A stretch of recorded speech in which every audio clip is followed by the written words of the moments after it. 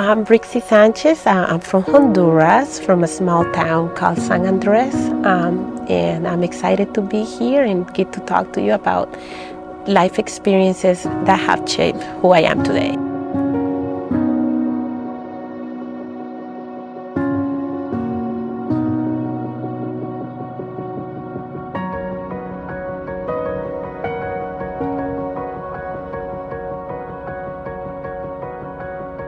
Honduras is a small country in the middle of Central America. Small but beautiful. It has a lot of nature, a lot of flora and fauna and animals, and it's just beautiful. Many people go there too on vacation during the summer.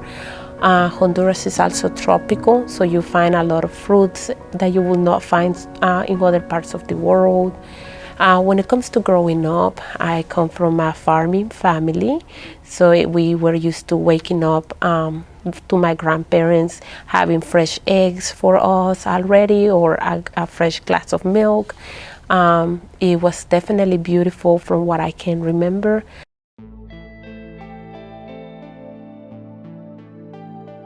My mother is a good reader. She loves to read newspapers, books, almost anything she can get her hands on, she will save it. And from the stories what she has told me, as a big reader that she is and was back then as well, she will save pieces of newspapers from names that she liked because she thought entertaining. So my name came from a young girl, a young woman who was trying to also go through college. However, she ended up on the wrong hands of corrupted officials, police officers, and eventually the officer ended up murdering her because she didn't want to date him. And the story developed to be something big, not just in my small town, but throughout Honduras because of how heinous the crime was and how she was so young, and it was by a police officer, someone that's supposed to protect you. So her name was spelled slightly different, so my mom saved it, and to not jinx me, she changed the spelling of my name.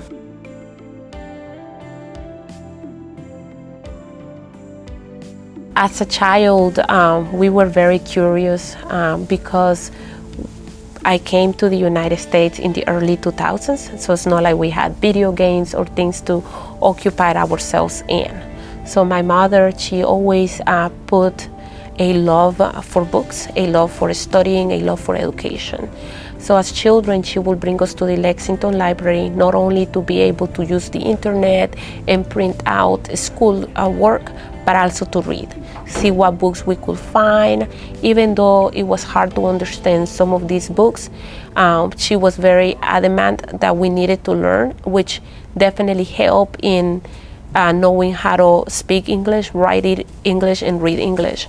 My mother would bring us almost every day to the library if possible, so that we could explore what was here. If there were books for children or activities for children, she will try as much as possible to get us involved.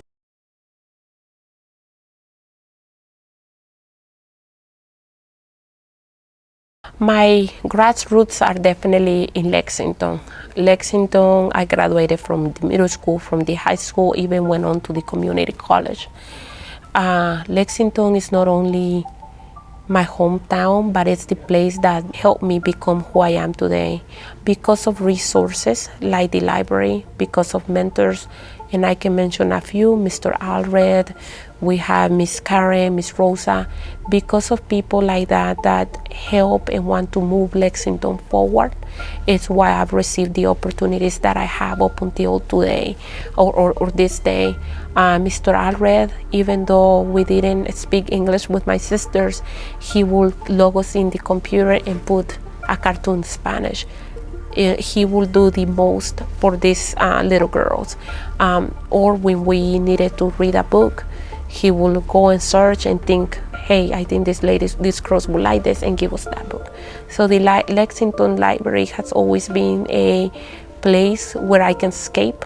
And I don't mean that in any bad form. I mean, if I'm trying to look for an adventure, I can go to the library, grab a book, and just bury myself until I finish reading it. As we were introduced to the library, it was one of the few places where we could get internet in the early 2000s. So there's a child room in the back. They will have games. And I always feel like you don't need English to play games.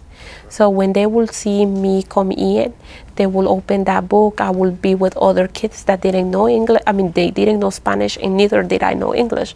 But through games and doing children videos like Arthur, I believe, or the great big dog, Clifford, the great big dog, however you say it, or the Scholastic Bus, things like that. Even though they were in English, they were so interactive that we were able to communicate with other children and share the same love for the same thing, even though we all come from different backgrounds and languages.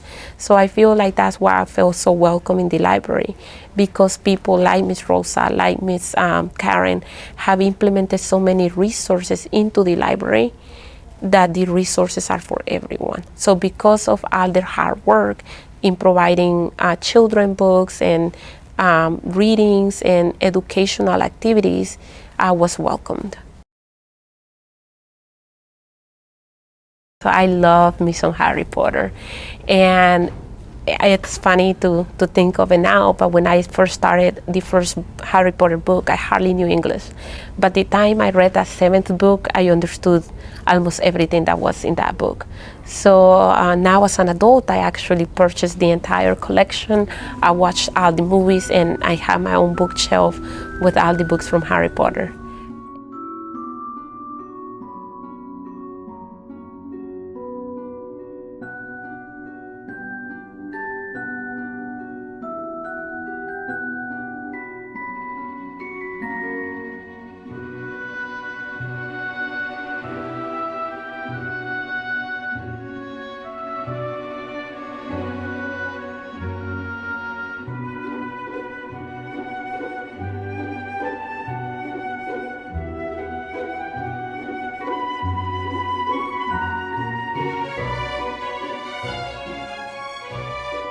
As I will see some of my classmates'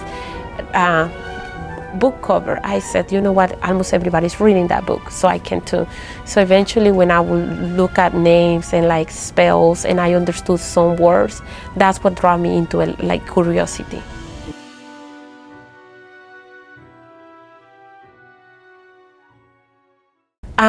As a professional, there's many things that I had to overcome. First, not being afraid of new things. As a child and as a teenager, I got tired of being in the shadows. I got tired of having doors closed because I was undocumented. So now as an adult, I'm very resilient. I challenge myself. I want to give back to the community. I want to do so many things that perhaps it goes unnoticed, but because I feel a warm heart when I do those things, I do them anyways. What I mean by that, I currently work for the city of Lexington.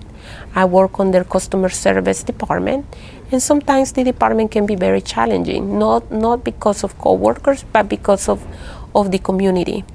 Many times, English is my second language. I have a very heavy accent, but I love it. It shows that I'm from somewhere else, that I have roots somewhere else.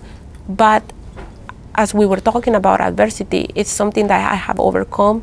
And instead of saying, oh, I got an accent, I embrace my accent. I embrace it. I think it's beautiful. I know the challenges that I have overcome. I know the hard work that I have done to bring me to not just having this interview with you today, but having the job I have. And I know it doesn't stop there.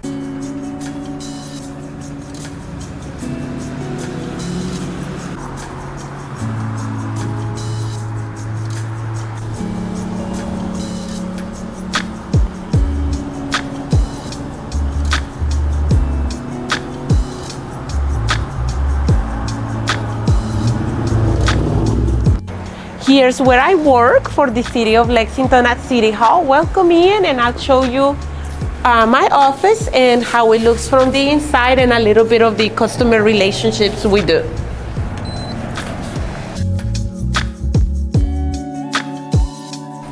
Hello, I'm back again. This is my office.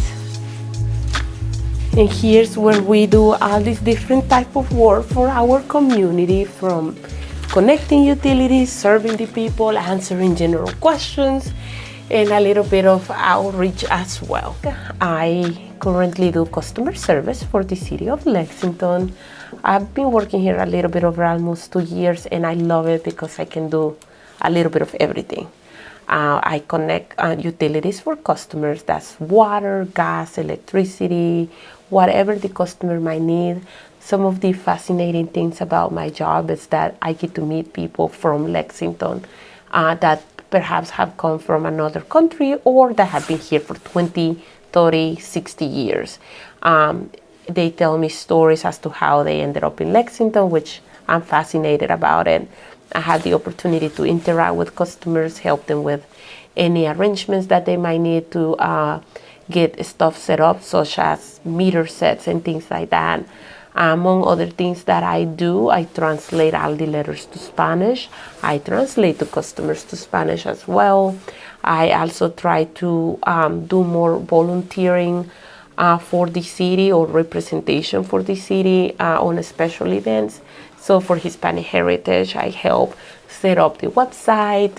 There's quite a few other things that it's not within my job title, but the city allows me to do because they see that I enjoy it that much. The work environment is beyond amazing. I feel very welcome from my supervisor to my director to members of city council or even the mayor.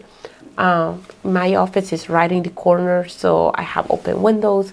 So sometimes when there's city council meetings, they will say hi to me, or if my director needs anything, she can just come in here.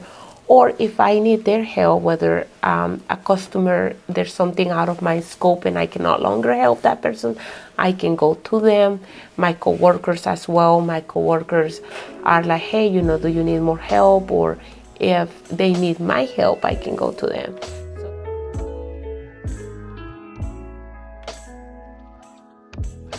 I've been doing IT here for the last about 2 years. I've been in IT for the last going on now 7 or so. And once I got in, the work environment was fantastic. There's a lot of youthful people around here and everything was great. So I, reached out to her because I knew she was maybe looking for a little bit of employment. And lo and behold, she got the job, but now she's just wowed everybody with her personality, and it's just been great. And so now that Ricky's here, she's really bridged the gap that wasn't there before with the Hispanic community, and she's really invited everyone to come in and feel more invited and welcome, and it's been great because I've watched relations just blossom, just with her being here in our environment. And moving forward, I hope that she could foster more culture and just ties back to the community. We have a really large Hispanic community. We have a really large, Cambodian community as well. So the more culture and youth we can bring back to the streets from the city, fantastic. By me working in the city of Lexington, I have been able to reach people. What I mean by that, not only have I translated material to Spanish, such as letters of enrollment, but I have also brought Spanish. What I mean is customers can feel welcome, that there's someone in their language that can understand them. As Lexington keeps growing and continues to grow and welcome more communities, it's good that they see in their local government a face that they're familiar with.